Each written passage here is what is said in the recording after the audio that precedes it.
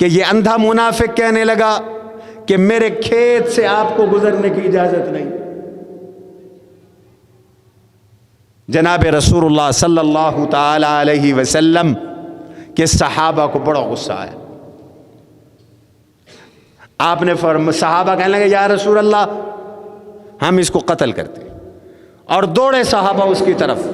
آپ نے منع فرما دیا، اسلام میں منافق کے قتل کی اجازت نہیں ہے۔ حضور نے کافروں سے قتال کیا، منافقوں کسی منافق کو قتل نہیں کیا حضور صلی اللہ علیہ وسلم۔ اس لیے منافق کافر سے زیادہ خطرناک ہوتا ہے۔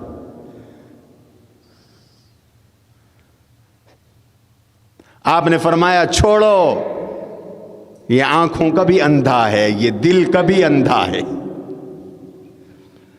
یہ آنکھوں کا بھی اندھا ہے، یہ دل کا بھی اندھا ہے، اور جو دل کا اندھا ہے اس کو کبھی ہدایت نہیں ملتی۔ من کان فی ہذہ اعمی وہو فی الآخرۃ اعمی واضل سبیلا۔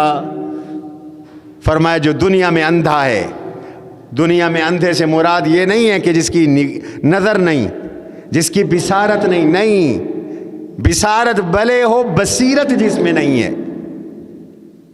بابا بصارت جائے بصیرت نہ جائے، ایمان کی بصیرت نہ جائے۔ قرآن کہتا ہے جو ایمان کی بصیرت سے کورا ہے، اندھا ہے، نابینا ہے، وہ آخرت میں بھی اندھا اور محروم ہوگا۔ اللہ ایمان کا نور نصیب کرے، دل کی آنکھ نصیب کرے۔ بعض لوگوں کی یہ آنکھیں نہیں ہوتی، لیکن اللہ انہیں ایمان کی آنکھ، قلبی آنکھ عطا فرماتے ہیں، دل والی آنکھ عطا فرماتے ہیں۔ اور جس مسلمان سے اللہ بینائی چھین لے، وہ نابینا ہو جائے، وہ تو اس کے لیے مبارک ہے۔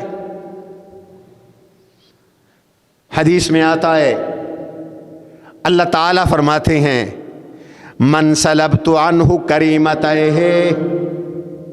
جس سے میں نے اس کی آنکھیں چھین لی، آنکھیں لے لی، میں نے اس کی نظر چھین لی، اس کو نابینا کر دیا، اس کے بدلے میں اس کو جنت عطا کروں گا۔